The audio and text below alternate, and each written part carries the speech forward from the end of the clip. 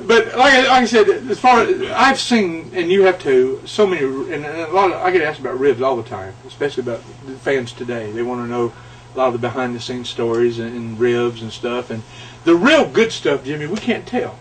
No. Other than we hate Kevin, yeah. The real good stuff, I can't tell because I can't point fingers, you know, and people live in glass houses and throwing stones. And also, sometimes it involves the people doing things they shouldn't be doing to begin with, right. So sometimes you can't tell. And I'm not the angel.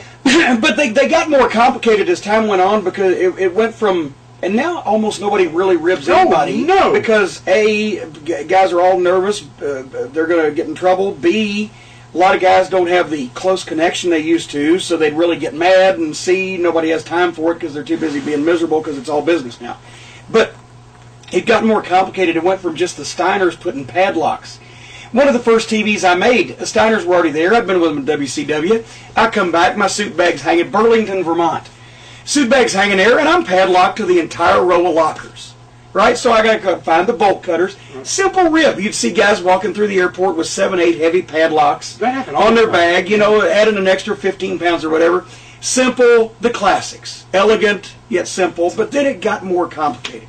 It got to where guys would start setting things up 3 days in advance and going buying props and having lookouts and swerving people. Doing something to somebody they didn't want to rib because they were going to rib the person they were ribbing the person they wanted to rib by doing something to somebody else because that person would think that it was them and then they'd get back at them while the other person was. And finally it got to be you had to keep a scorecard, and I got confused.